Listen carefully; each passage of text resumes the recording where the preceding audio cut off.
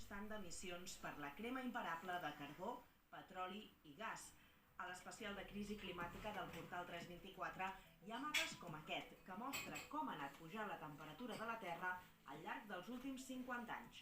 Les dades les ha analitzat el Mare Nostrum, un dels superordinadors més potents del món, que també fa previsions per a les Nacions Unides. Con ello